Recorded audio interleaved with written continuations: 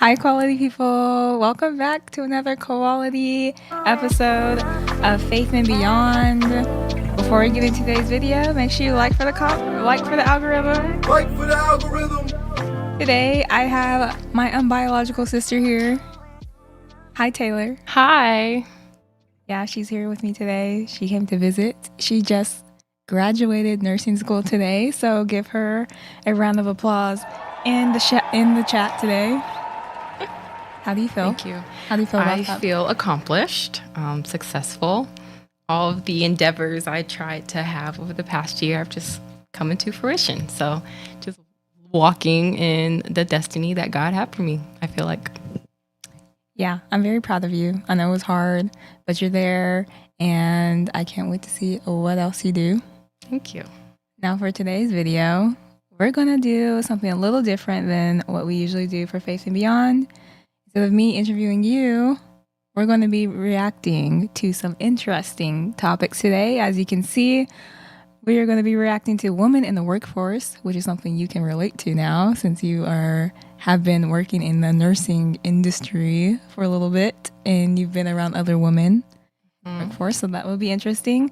We're going to get into this interesting interview with her talking about a toxic workplace. We're going to get into dating apps, and we're going to end it off with an OnlyFans model talking about her love for Jesus. Oh, So interesting. Yes, right? Yeah. So, but I have a question for you. Do we have comments? Okay, can you pop some comments up? Miss Sonia says, hey, quality people. Hi, Miss Sonia. Thank you for tuning in. And got Luxurious Elements Company. Good evening, quality peeps. Good evening. Team Mac, my mom says, hello, everyone. Miss you all. Miss you too. Who's that? Is that Scott? That's Scott. Great job, Taylor.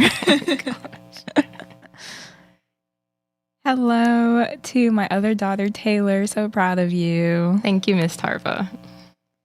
And Miss Sonia says, congratulations, Taylor. Thank you. Yay. Okay, now I have a question for you. I got a question. Is having women in the workforce a good thing? Let us know. Let us know in the chat. Taylor, what do you think initially? I do think having women in the workplace is a good thing. It just brings a different perspective onto work. I feel as though each gender may have each person may be different. However, the way one gender thinks can be completely different from the way another gender thinks. So I just think it just includes a lot of different perspectives and could help the workplace just flourish. I would agree with that. I agree with that. Let's get into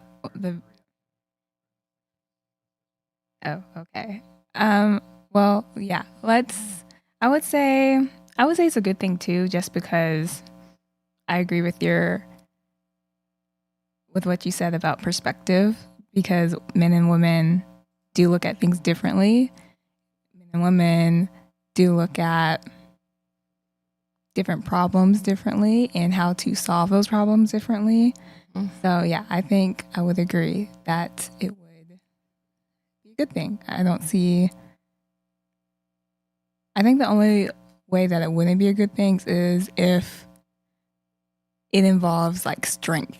I think that would probably not be the best way to go. Yeah, we would lose. Yeah, we would lose. I don't know how much value we could add in that area, but yeah. Okay.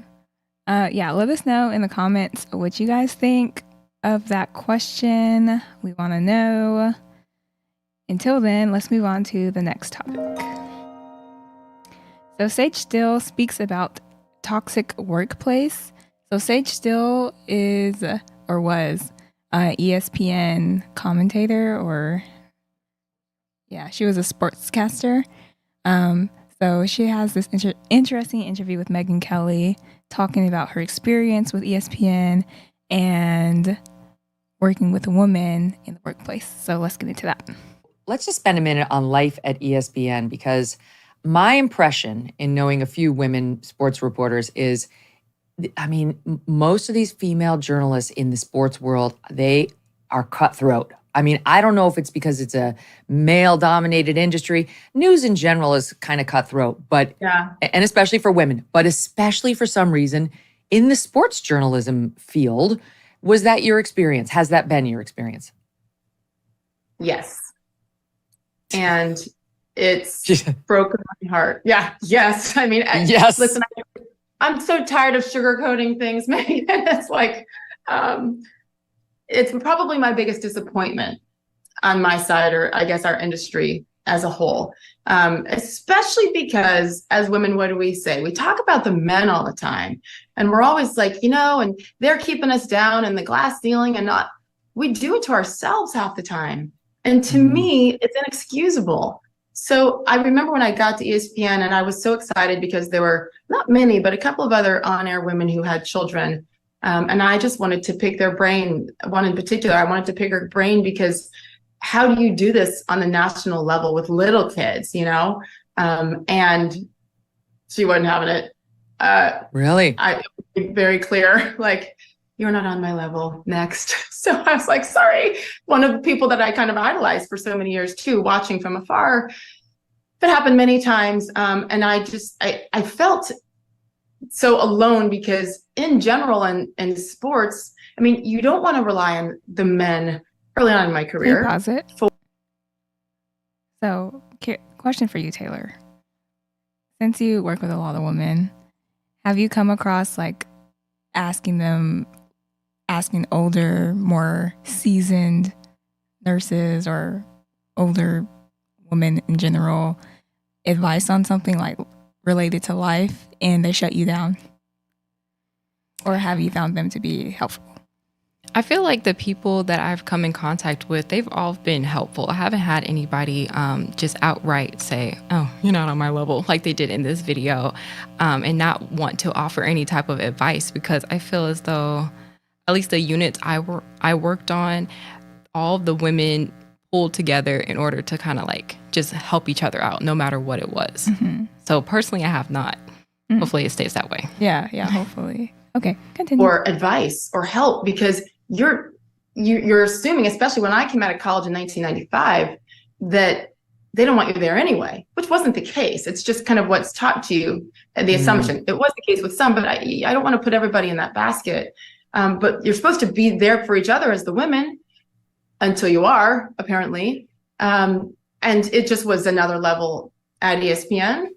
What I realized, though, again, was I'm grateful for that, because I realized that, gosh, once I'd been there a few years and got that second contract and thought, okay, maybe I have a shot here to continue this career, that I was determined to not allow other women to feel the way I had, alone and scared to death. So I remember trying really hard when other women would come in and reaching out, and most of them did not have kids. I don't think any of them had kids really, and some of them had no interest, and that's fine. I mean, I used to host, like your Stella and Dot, like your jewelry parties and clothing cabbie parties and whatever, and I did it to try to invite people over. And I'm such a social butterfly, and most of the time it didn't work. They didn't really show up, but it's okay. That was their choice, and I just thought, if I'm going to complain about how I was treated, then I owe it to the next woman to at least offer a hand, an olive branch. And it didn't really get much better through the years, but I got better with it myself. And I think that's the key. Once you realize that you're trying, you just can't control how everybody else receives things or behaves. And then you kind of get, I found a peace with it. It's also one of those things where it's a lesson quite often. I think we hear it a lot in sports. Like, we tell our kids, your favorite athlete, you don't want to meet them, because sometimes you're disappointed. Mm-hmm. That's what happened with me with a couple of women, where I was like, gosh, I had you here for years. And who specifically? I worked with you. Nice try, Megan Kelly. In London and in the UK, where I didn't see oppression towards women. Okay, initial thoughts or overall thoughts? I honestly think it's sad. I mean, I feel as though women in general, Even though some guys may not try to have like this superiority complex over women, sometimes it just happens. I mean, like you're talking about in my workplace, in the hospital setting, when somebody sees a female come into the room wearing scrubs, automatically they're like, oh, you're the nurse, you're the CNA, and things of that nature. Whereas the person that could be walking into the room could be the doctor, the nurse practitioner. They don't give them like a higher status level, basically, until you have to go back and prove to them, hey, this is what I'm doing. But then in regard to the women basically downgrading one another, it just goes back to the question of why. Yeah. You know? Yeah, that's interesting. Because I've heard it before where women have had female bosses and their woman boss has been just awful to them. I've had a woman boss before, but I mean, she was really nice to me. Then again, I don't know like what happened behind the scenes, what is said behind the scenes or anything. But to me, she's always been nice, very helpful, and trying to push me in the best direction for myself. So I haven't personally experienced that whole, I guess, cattiness that can come from having a female boss personally. But also, I never really worked in like a female dominated area either. Like I've always mostly male dominated. So I don't know. But I really liked how Sage, instead of like dwelling on it and like feeling sad about it and stuff like that, she was like, okay, well, I'm going to make the difference here that I can in this workplace and try to make it better and try to make it better for the next people coming up and inviting them out and doing hospitable things and stuff like that. So I think that's a really good way to look at it, is instead of like dwelling on stuff, oh, I'm so sad that this person didn't turn out how I expected them to. Well, let me be that person who I think is better. Right. Let me be that to someone else. So I think that was cool. I agree 100%. All right. We have a question. I got a question. Oh, why don't women support other women in the workplace? Why? Yeah, go ahead. I think it's honestly jealousy. I mean, if somebody, unfortunately, I would just say this. If somebody who came in had like their head kind of crouched down, their shoulders kind of bent over, and they're a woman, they're coming in and they're trying to go to the supervisor and they're trying to like basically work, I feel as though the supervisor would not be as mean towards them as a person who came in shoulders pushed back, confident, not rude, but confident in whatever business they are in, coming into the supervisor will basically belittle them. You know what I mean? In order to ensure like, oh, you know your place, A, B, and C, because you are my employee. You're not the supervisor, A, B, and C. You know what I mean? Yeah. So. Yeah, I would say it goes back to jealousy too, or it goes back to some form of insecurity. I would say like, you don't want this person to surpass you. Right. You don't want this person to still, I don't know, it depends on the job, of course, but still your clients or get more awards or whatever the case is. Yeah, I think it goes back to insecurity overall. Exactly. Which I think women tend to deal with more than men would deal with. Obviously, I don't have any stats on that, but that's just my guess. I mean, I could see that. I feel as though women, we're just overall more self-conscious about not only how we look, and then once you start getting like mid-20s, if you want kids, oh my goodness, I'm not married. Why am I not married? I want kids. We're supposed to have kids by 30 years old. What is going on? How did I mess up my life? And it just goes on and on and on, you know? And it's like women, we have all these boxes that we were supposed to like mentally check. And if we don't check one of those boxes, just the anxiety honestly just starts building up instead of just being like, you know what, this is who I am. This is where my life is right now. Not saying I won't get to those boxes. And even if I don't, who cares? You know, like this is me. Let's just love me for who I am. Yeah, I agree. Let us know in the chat what you think on that question. And then we will get into this next reaction video. If anything, I only found hostility between women rather than between men and women. And I found that the quickest and easiest way to show that you have a fight and you're involved in making the world a better place is to claim you're a feminist and claim that you are out there to stop men oppressing women. But in my personal experience, what I kept experiencing is women oppressing other women, particularly at work. So I found, Interesting. yeah. Why particularly at work? Maybe it was my personal experience, but what I found working with women in the UK and working with British women in general is there was a level of wanting to being very good friends with women until you feel like they might surpass you, and particularly in a work environment. And I found that they would encourage men more than they would encourage women in a teaching environment. So if they have a male colleague, they'll kind of encourage him towards promotion, but they wouldn't encourage women. And I remember walking into interviews, and if I would see a panel of women, I would automatically know I'm not getting the job, and I'd walk out. I'd walk out and just think there's no point. Really? Whereas if I would see a man, woman, a man, I'd be like, okay, I stand a chance, and I would go in with. And I always found having a female boss was torturous. Every job I worked in, if I had a female boss, it was a matter of time before I felt bullied out of it. I only felt it from women. And I don't know if that's a gender thing or if that's an appearance thing or if that is just an age thing because I was younger then. I don't know what the confounding variable was, but it kept me a bit suspicious of the feminist movement because I couldn't understand why the enemy was men when it felt like the enemy was within. What do you think? The whole feminist movement. Let's start with the that F word first. Oh my goodness. Most of the people that I've seen, okay, that claim that they were feminists, they just went out and said, oh, I hate men. You know what I mean? I hate them. I can't stand them.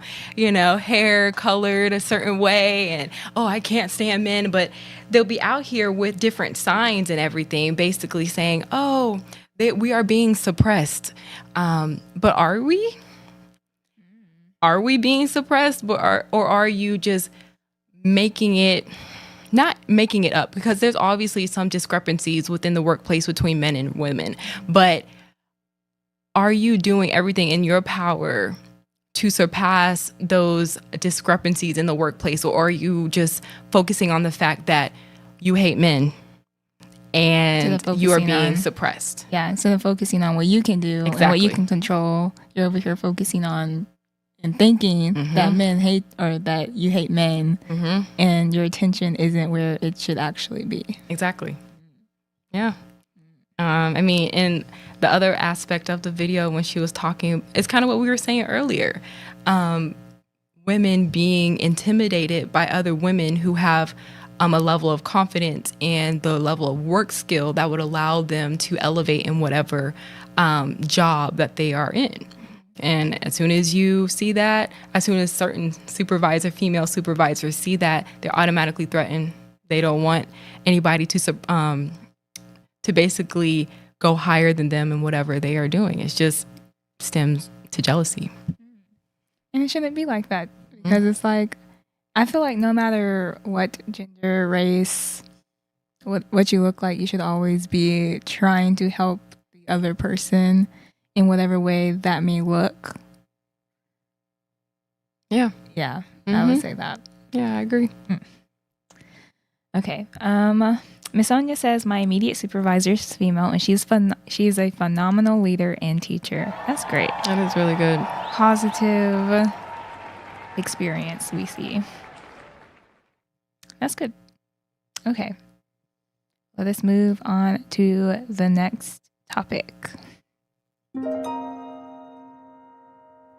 Get off dating apps. What do you think about dating apps? I've never really been a fan of dating apps. I feel as though people are only going to display the best things about themselves on the dating app to kind of like draw you in.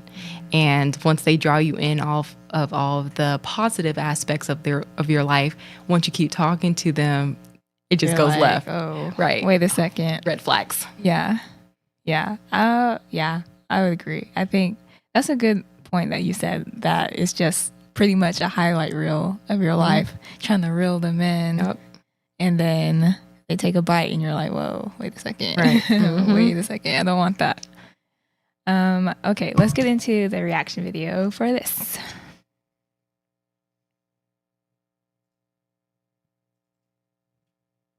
I'm really against dating apps. I really am against them. And the reason why I'm against them is because it feeds the idea that there's so many fish in the sea. And the moment you think that there are so many alternatives and options, you invest less in whatever you have. That's just life. If I have lots of cars, I won't care about one car. You know, if I have lots of things in the fridge, things end up going moldy because I forget about the things that I've got so much there. And the moment you train your brain into thinking that there are so many alternatives to whoever you're talking to and whoever you're with, when you've trained your brain to that way, even if you don't leave your partner, your subconscious will let you think that you can talk to them a certain way, act a certain way, because if worse comes to worse, I'll move on. Yeah, a lot of girls out there are like, well, I can do better. Or there's probably someone out there that's better for me, but I'm still going to stay with this person because they're here, but there's possibly better. Yeah. I mean, it just goes with this whole city girl movement yeah. that is going on right now. It's just the trend. It seems like, oh, I'm going to hop from this man to that man to that man. Ooh, I'm the best out here. It's called monkey branching, by the way. Monkey branching. Oh, wow. Yeah. I like that term. It's just, I honestly don't understand it. I mean, instead of being like, oh, let me look at this relationship. If I'm not getting everything out of the relationship, maybe I should take a step back and look at the relationship on like outside eyes. Let me look at myself as a person. Let me look at my partner as a person, and let us look at each other as like a couple, you know, and just try to figure it out instead of being like, oh, this person, he did something I didn't like. Exactly. Time for me to leave. Next. Yeah. Ariana Grande. Oh, thank you. Next. And look at her. We don't want to talk about her right now. Oh, yeah, let's not. But yeah. So, yeah, I think that's a good point. Let us know what you guys think in the comments. Can we get into some questions? I got a question. Are participating in dating apps good for our mental health? I don't think so. Heck no. You're not. I feel like it's just similar to social media, where it's just like you have your highlight reel, you have everything at your disposal. It's just it's not real, you know? And I think that's one of our biggest problems now is like nothing's real. Food we eat isn't real. The people we talk to online are possibly not real. Our conversations that we say are real things that the things that we say in real life. I mean, the things that we say on social media are probably not things that we would really say in person. Hair is not real. Yep. So, yeah, what do you think? What do you think, Taylor? I definitely do not think that dating apps are good for mental health. Basically what you were saying, it's true. Everything is just superficial. It's just superficial. And it's like if you have all these different people that you're talking to on the dating app, let's say if you have 10 and like 9 out of the 10 just stop talking to you, what is that going to do to your self-esteem? Oh, yeah. What is wrong with me? What happened with that? Instead of looking to see, oh, maybe these people who are on these dating sites right now, maybe they're married. Maybe you they're don't know. Right. Don't know. You don't know. You do not know. You don't know why they stopped talking to you. But just because they stopped talking to you, you're going to take a hit on your self-esteem. And if you take a hit on your self-esteem too many times, you're going to end up attracting men who feed off of a low self-esteem woman. So. Dropping some gems over here. See, you're doing great. You thought you were all nervous. Yeah. And now you just natural Tay over here. Natural Tay. Yep. Okay. Before we take a break, let's read some comments if we have any.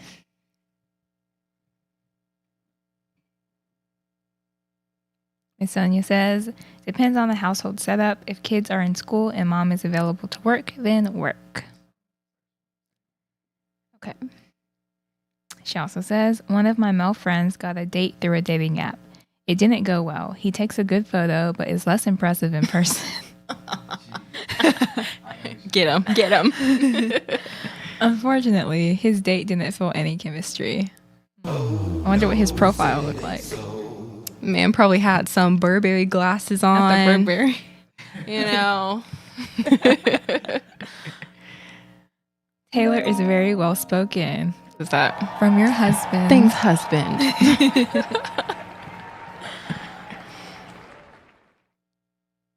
All right. Let's go ahead and take a break before we get into this last reaction video. It's going to be a juicy one.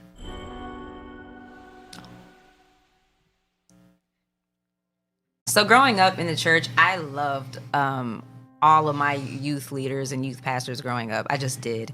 And I think it was because they reached our level and they tried to reach our level, and they weren't dismissing us because we were young or dismissing our questions as like, oh, they're just, ignorant because they're kids or whatever. Mm-hmm. No, they would take the time to actually be direct with us about what things meant. They would take the time to answer the questions that we had, because as a kid, as a teenager, you have questions about the world, because new things are happening and you don't understand what all of it means, and so you do need that guidance. And so just being there as a listening ear, and also as that guide to really push forward the truth, and just continuing to instill that. I heard repetition is like really good for growing kids and growing teenagers, and I think that's really incredibly true, because a lot of things that I was taught during that time, they continuously instilled in us, in all the kids that were in Bible study at the time. That was my favorite part about going to church, actually, was going to Bible study, because I got to be with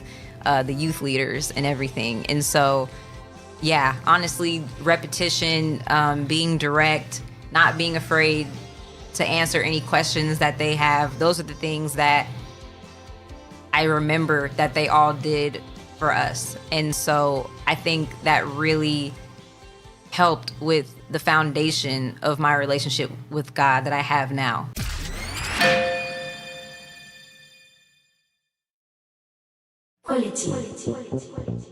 And we're back. But before we continue, make sure you like for the algorithm if you have not already. Before we get into this next topic, did we get any new comments? Sonia says profile photo fooled her. She was all in over the phone, and he reported that they had great conversations. Dang. So she was catfish? Sounds like that's what happened. I'm so sorry. Uh-oh. Okay. Well, let's get into this last reaction video. I think you're going to enjoy this one as much as I enjoyed it. Okay.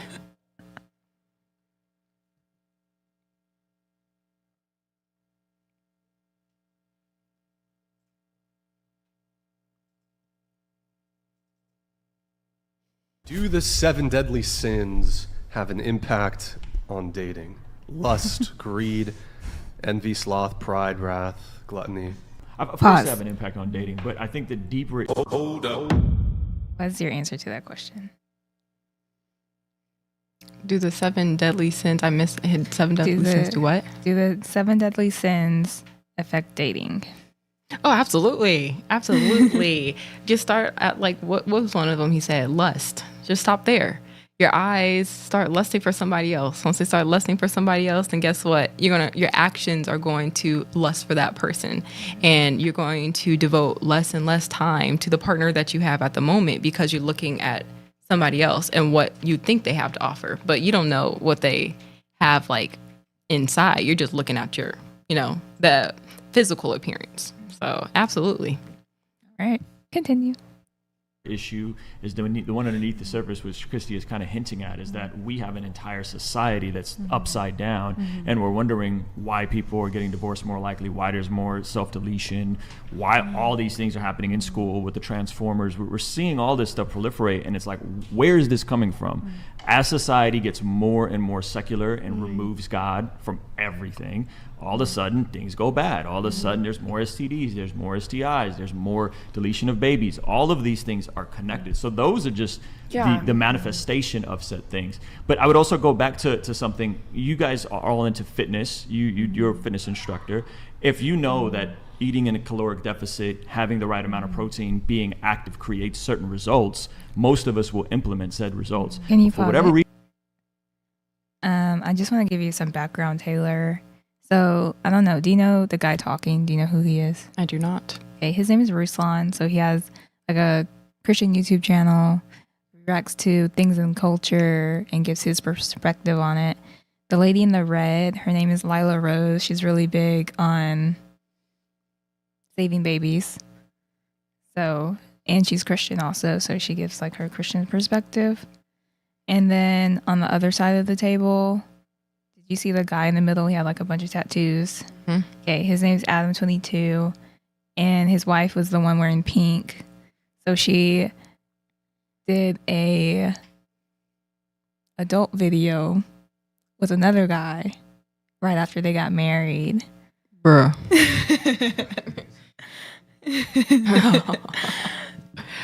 Yeah, so Excuse me? yeah. I was looking at them too. I was like, they look kind of weird. I was like, okay. Yeah, so they have that perspective going on. And then the one next to him, the girl in the blue, we're going to hear a lot more from her. So, Okay. continue. Thank you. Reason we compartmentalize relationships and marriage, and we don't look at the best practices of people who are doing relationships, marriage, staying married the longest, thriving, having beautiful families, and we compartmentalize, and we always want to be the exception to the rule. So me and you, I actually think we're on the same exact page. I'm super conservative, Republican, whatever. Like, I'm not saying, yeah. Are you? I'm a huge patriot. Grab her by the all day, every day. I don't know why anything is wrong with that. Pause. She said that just to sound funny and to fit in. Because Trump said that. So she's saying she's conservative. She's a huge Trump supporter. That's what makes her conservative. But it's like, that's not what makes someone conservative. That's all I was saying. She just said it to fit in. Yeah. Don't do that, kids. Yeah. Okay. Keep going. Consider yourself conservative or traditional? Yeah, Trump 2024. Huge Well, Republican. Me, it was like a reality TV show that's like just stuff that you can't put on actual TV. But if people want to pay me to see my dating life of what I'm already doing, and then I can just live like on vacation every day, all day with my own boyfriend, like why would I not do that? I'll let you guys come in really quick. Let me just, can you really consider yourself traditional without making a judgment about what you're doing, but can you really consider yourself traditional if you're engaged in work? Well, traditionalism is not so much more of a like. It's not my fault Eve ate the apple. It's just not. We're all supposed to be naked in caves. It's like, yes, I would have loved to meet the love of my life at 17 and marry them by 23. I didn't. I'm not going to marry and then either be unhappy or divorce. I don't think anyone's prescribing that. I'm saying every moment passing is another chance to turn it all around. Like every moment okay, that but passes. God created me, right? Like, do you think I'm a sin? I'm one of God's greatest work. We're all God's artwork. We're creating God's I'm not image. like against God. I'm Catholic. That's awesome. Like, I'm super spiritual. I'm super religious. I don't think God doesn't like me. I never there's said so that. many things in my life that I know God is with me every single day of my life, and so are all my spirit guides. I think What got me, I'm religious. But the gag is religion killed Jesus. Did it not? Oh, it did. It did. You can be religious as much as you want to, but that does not mean that you are a follower of Jesus. Amen. Tell him. Period. My thing was when she was like, God is with me, and so are my spirit guides. And that just shows like her perception of Christianity and what it means to love God. She's like the whole universalism thing where it's like, oh, God loves me, God made me, therefore I am perfect and I don't have to do anything to to turn away from my sin because I don't sin anyways because I'm perfect. So like you can just see like where her mindset is with all of that. That was interesting. She's just looking for guidance, and she's just pulling anything that she sees off the internet or whatever she hears. That makes her feel good. Exactly. Yeah. Continue. God loves you so much that it's this sort of love where he accepts you right where you are, but desires so much more for you. I think it's the way that Adam loves his daughter. It's such a love where I love you right where you're at, even when you have a poopy diaper, even when you're making a mess of your house. But yet I want more for you. And that love is in Jesus. But that you have to trust that the universe will give you what you need and everything will happen to you when you need it. Which one of the commandments have I broken? So can I read you a verse? Yeah. Okay, so this is Matthew chapter 5, verse 27. This is Jesus speaking. It's in red. He says, "You have heard that it was said, you shall not commit adultery. But I say to you that everyone who looks at a woman with lust for her has already committed adultery with her in his heart." So Jesus is saying, society says adultery is wrong. You guys have heard it said in the law. I've never committed. Let me finish my thought. I see what you're saying. And he's saying that it's way worse than that. He's saying that even if you've lusted in your heart or you've created content that causes other people to lust in your heart, that it's the same as adultery. That's what he's saying. So he's saying the standard is so much higher than any of us can admit. That's why I think this whole like, she's bad because she did this, but Adam had 300 bodies. Like I think we're all jacked up. We all need grace and we all need mercy. And that's the point of the gospel. That's the point of the good news, is that Jesus is saying you can't do it on your own. You're incapable. That's why you need Jesus. That's not what I get from that. I think that was a really good response from him to explain the gospel and explain why we need Jesus. Right. I think he did a really good job of that.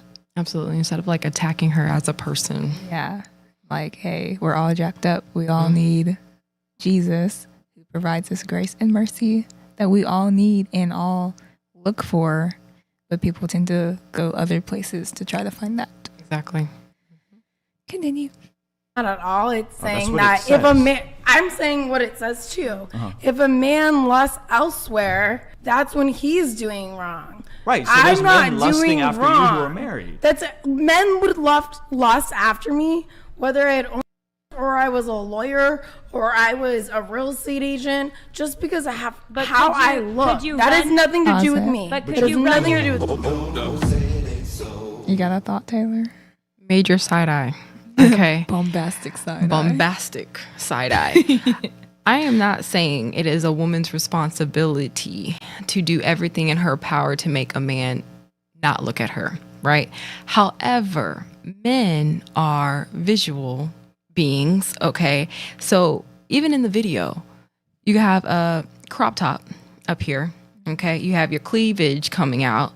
Okay, you got your hair. Nothing wrong with the hair, just, propping up like this. I mean, you are honestly causing men to look at you. Whether you say that you're not trying to do so, you know what you're doing. You like the attention, right? So don't be like, oh, I can't help what men do, can't help what men think. You know that they're visual beings, so cover up.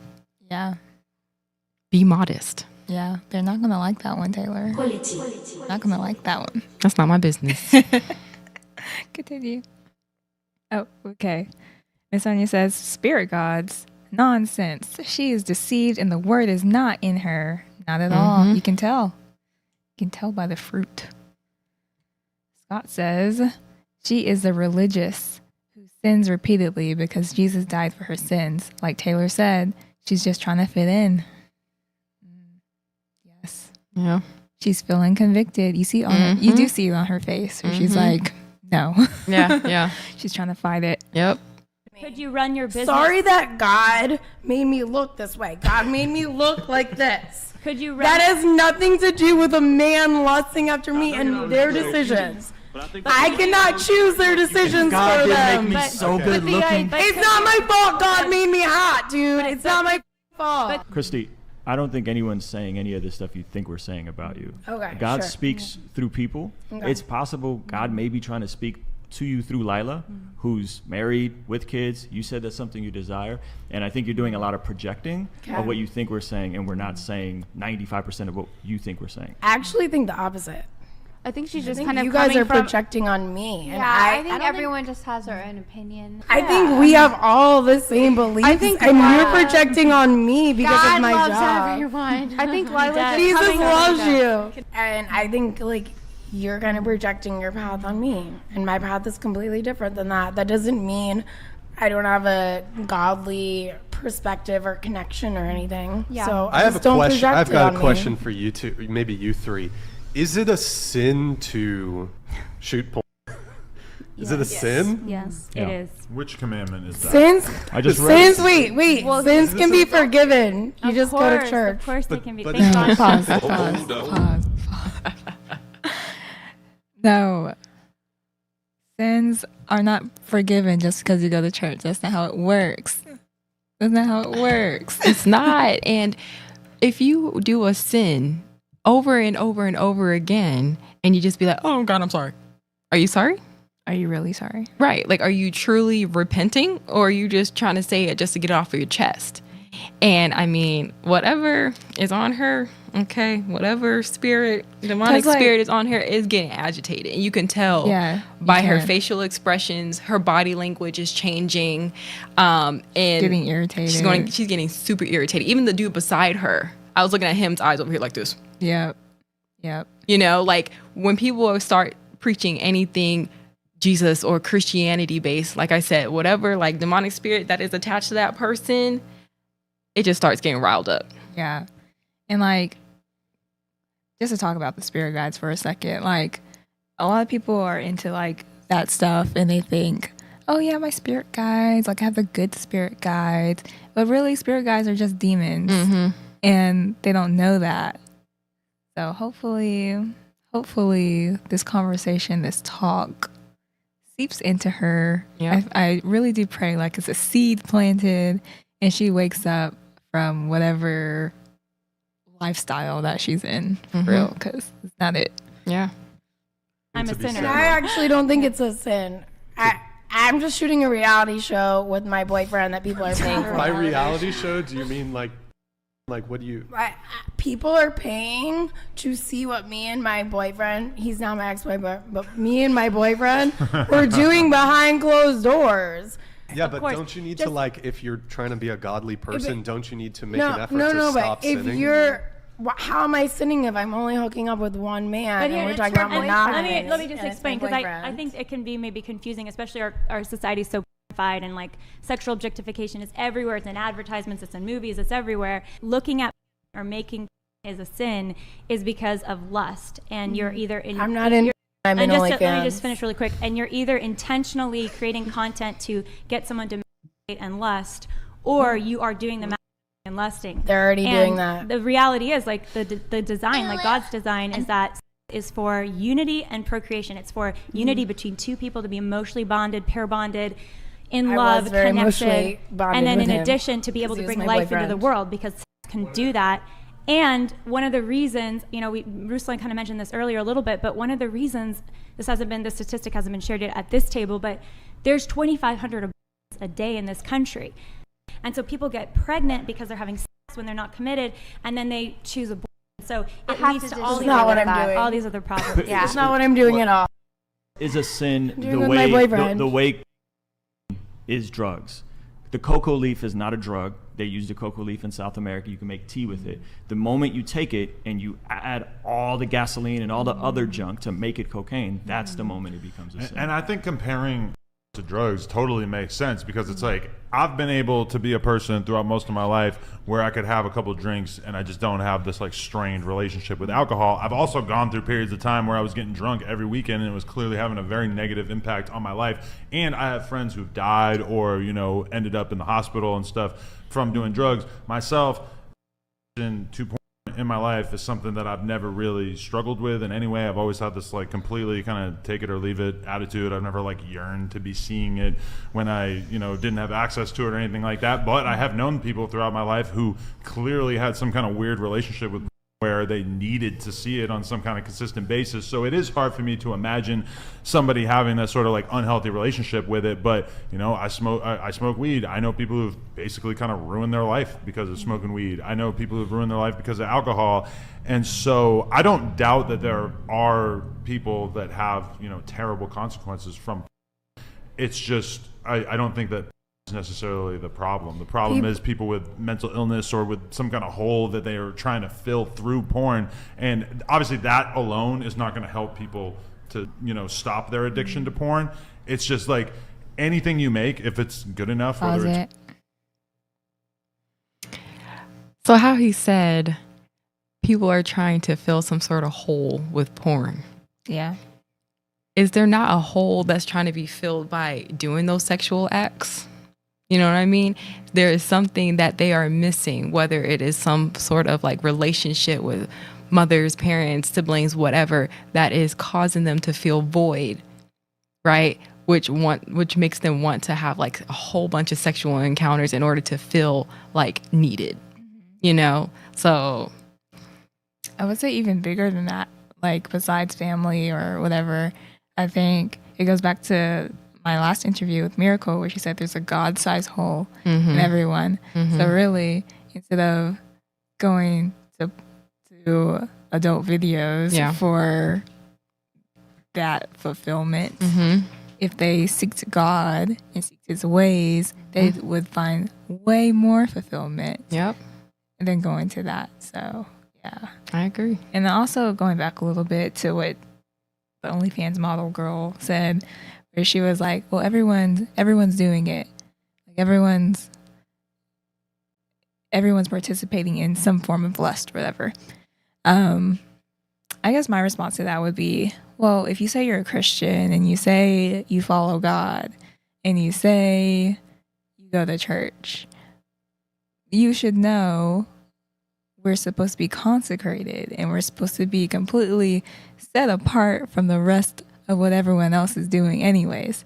So that kind of shows where she is on her walk. Yeah, lack of knowledge, like you said. We're supposed to be the salt of the earth. How are you supposed to be a salt and you're as sweet as sugar? Ooh. Okay. Ooh. Yeah. Continue. It's like it has the potential to take over somebody's life. Myself personally, I don't really see that as being something that's so common. What Lila said was this beautiful picture of this acceptance in a marriage and also desiring to take care of yourself for your partner, to serve your partner, right? And I've been with my wife 15 years. We've both been overweight. I've been obese. She's had kids. We're in better shape now. We're lean. It's something that's a value of ours. My question would just simply be, it seems like we've all tried all of these things. We've tried all of these ideologies and all these puzzles that we have to piece together, being a conservative Christian, but still being about all these other things that seem incongruent. Have you guys ever genuinely considered like trying Jesus, repenting of your sin and really applying God's wisdom? Like genuinely, like it seems like we've tried all these other things. We've tried doing it our own way. We're trying all this ideology, trying all these, where's the line? And you know, have we genuinely ever looked at the scriptures and considered that maybe Jesus is who he says he is? Maybe he is God. Maybe he's not a liar. Maybe he's not a lunatic. Maybe he's not a good prophet. And genuinely repented of our ways and tried it God's way. That's a good question. They didn't have anything to say about that. They all just started looking around. She had absolutely nothing to say because they didn't. You can tell that they didn't. They only did it to kind of help like ease their conscience, you know? Like smooth over the guilt that they feel. Exactly, for doing that line of work. Ooh, yeah. That was a tough one. What do you think overall about that video? I just saw a good amount of people who were lost, and they were trying to do whatever they could in order, like I said, just to feel better about themselves and the line of work that they are doing. And it didn't seem like they were at the point where they could basically look in the mirror, You know, how she was talking about, oh, I can't cause people to do things that they're going to do anyway. Yeah, you can. Yeah, you kind of are. You're making more content to feed it. To feed it. Exactly. You're making more, and you're going to cause more people to stumble. Let's say if they did have some sort of addiction, guess what? You're making it worse. Yeah. So. Yeah, it kind of makes me think of, you know how people would send foot pictures to people. Yeah. I remember in like college, I was like, oh, let me. I think I want to try that. You didn't, bro. I didn't do it. I didn't do it because I have a father in my life, and I talked to him. I talked to my dad. I was like, Dad, I think I'm going to do this. It's just money, you know. It's just feet pictures, you know. It's nothing crazy. And my dad was like, yeah, but you're feeding into whatever they would do with those pictures. Yeah. And I was like, oh, you're right. Yeah. That's not a good idea. No. Not a good idea at all. So, thanks, Dad. Miss Sonia says, repentance is turning away from the act. She continues to revel in her iniquity. Gary. Yep. Hopefully she wakes up. Really do. Yeah. But like you said earlier, hopefully like a seed was sown. Yeah. Something that could possibly grow. Like the more she thinks about it, it's like, oh, you know what? They're talking about this whole Jesus, whatever. Let me look at it. Let me see what's going on. And then oh. It's like, oh. Right, Wow. like a revelation. Wait, hold on. Okay. In the Bible, it did say, you know, don't commit adultery. It did say, you know, try to prevent being lustful and things of that nature, which would cause her to kind of gravitate more and more, you know, towards Jesus and ultimately have like whatever void that she has like in her heart or in her life filled. Yeah. So we can only pray, only hope the best for her. Only hope the best for you if you're watching this. Yeah. But yeah, I think to end off this stream, what was the title of today's video again? Proof women can be traditional and strong. I think we should answer that question just because why not? So I think absolutely women can be traditional and strong. I think that's the whole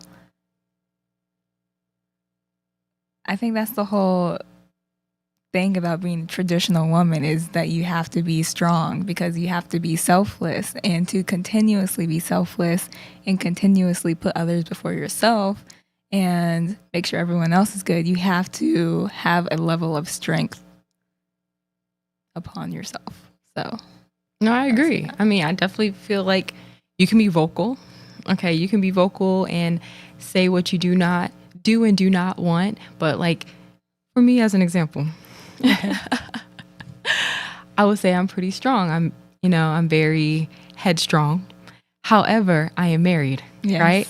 So if something is not made to eat at night for dinner, guess who is probably going to make something? You. Me. Right. And even though that's like a traditional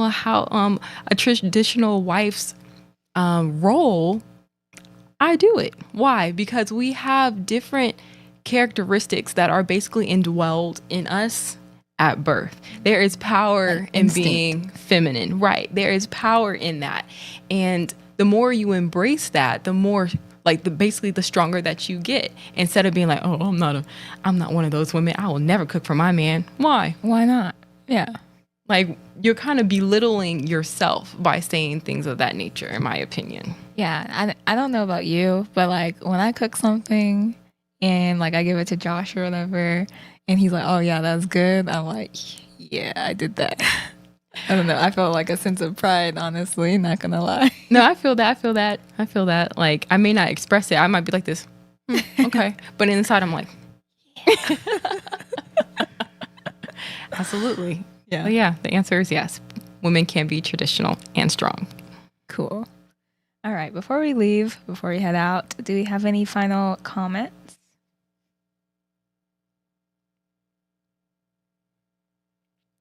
Sonia says, the video displayed a desperate soul on her well to hell. She doesn't know Jesus and doesn't care to find out who he is. Yeah, that wasn't good luck. Yeah.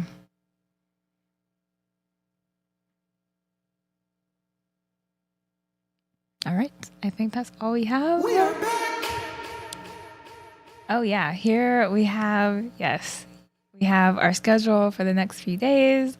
Sunday, we have the first, or I guess technically second, but this will be the first live one of the Conscious Outlet, our first show with them going live on Sunday, tomorrow.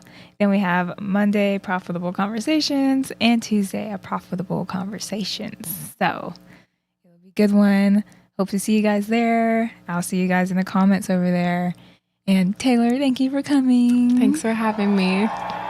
And everyone, I hope you have a great night, and I'll see you guys next time. I am just so grateful for